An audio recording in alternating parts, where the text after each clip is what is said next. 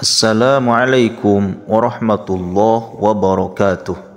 Ikhwani fillah yang dirahmati Allah subhanahu wa ta'ala, dimanapun kalian berada, semoga Allah subhanahu wa ta'ala memberikan maghfirah, ampunan dan kasih sayangnya. Dan semoga Allah subhanahu wa ta'ala selalu menjadikan kita semua hamba yang takwa, yang menjalani perintah Allah subhanahu wa ta'ala dan menghindari larangan-larangannya. Dan semoga Allah subhanahu wa ta'ala mengabulkan permintaan-permintaan kita semua, baik itu duniawi ataupun ukhrawi.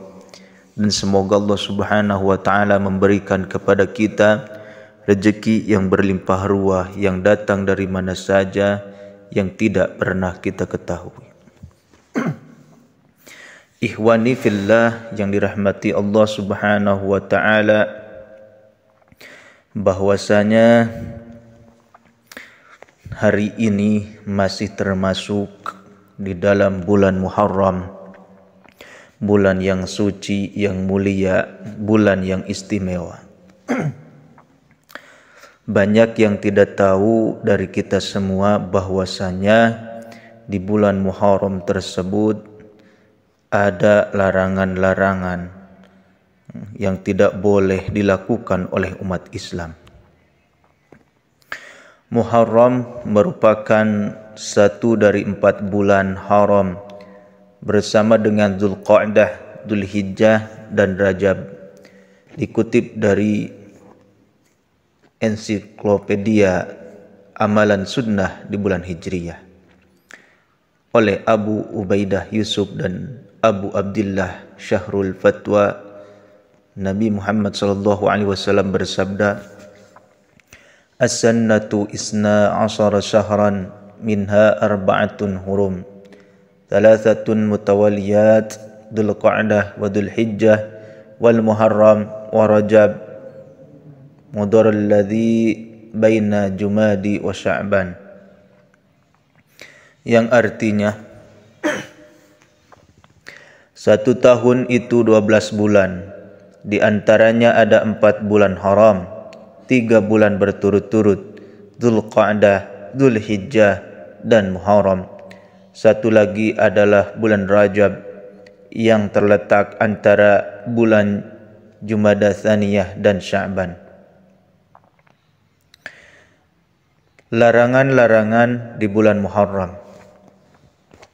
Yang pertama, larangan berperang. Dalam Al-Quran, tepatnya surat Al-Baqarah ayat 217, Allah subhanahu wa ta'ala berfirman, "Yas'alunaka 'anis syahril haram qitalin fihi, qul qitalun fihi kabir, wa saddun an sabilillahi wa kufrun bihi wal masjidil harami wa ikhraju ahlihi minhu akbaru indallah wal fitnatu akbaru minal qatl wa la yazaluna yuqatilunakum hatta yaruddukum an dinikum in istata'u wa may yartadid minkum an dinih fayamut wa huwa kafirun fa ulaika habitat a'maluhum fid dunya wal akhirah wa ulaika ashabun nari hum fiha khalidun." Yang artinya, mereka bertanya kepadamu tentang berperang pada bulan haram. Katakanlah, berperang dalam bulan itu adalah dosa. Berperang dalam bulan itu adalah dosa besar. Namun menghalangi orang dari jalan Allah, ingkar kepadanya,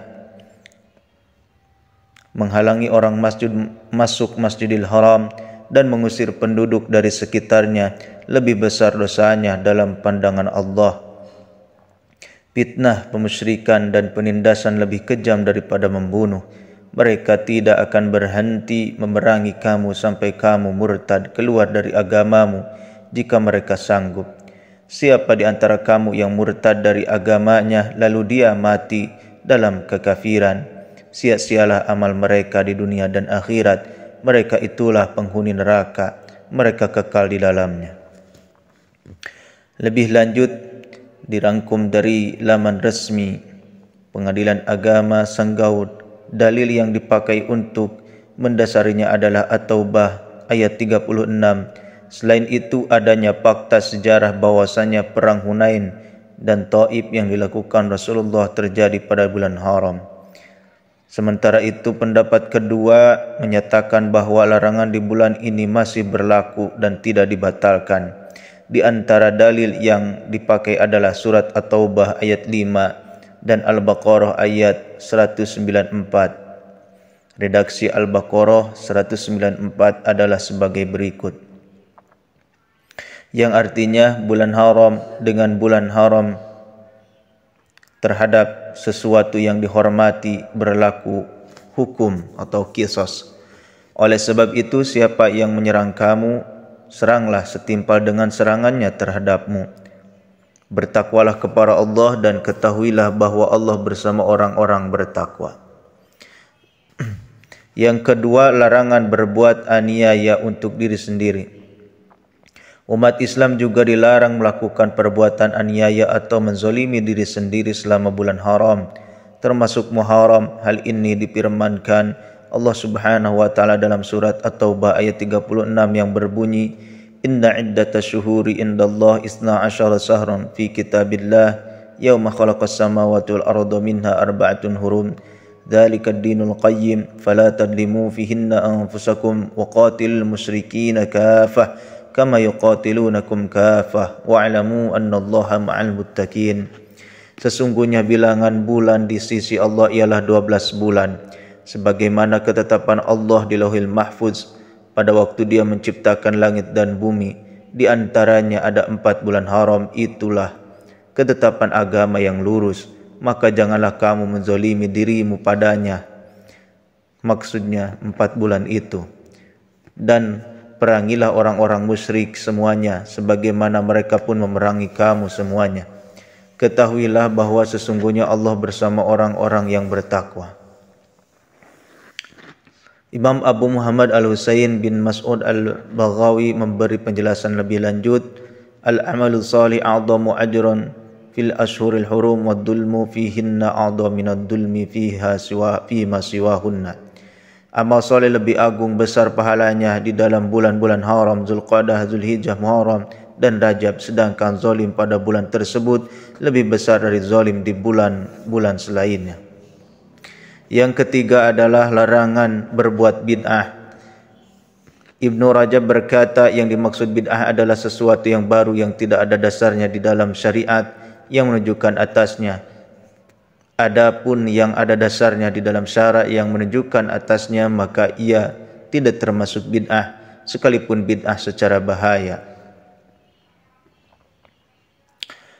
Dan Syekh Hafiz Hakami berkata, dan pengertian bid'ah syariat yang tidak diizinkan oleh Allah Subhanahu wa taala dan tidak ada perintah Nabi Muhammad sallallahu alaihi wasallam dan tidak pula perintah para sahabatnya. Ikhwani fillah yang dirahmati Allah Subhanahu wa taala, mungkin ini adalah larangan-larangan di dalam bulan Muharram. Semoga Allah Subhanahu wa taala menjauhkan perbuatan-perbuatan tersebut di bulan yang suci ini, di bulan yang mulia ini. Mungkin ini saja yang bisa saya sampaikan. Billahi taufiq wal hidayah. Wassalamualaikum warahmatullahi wabarakatuh.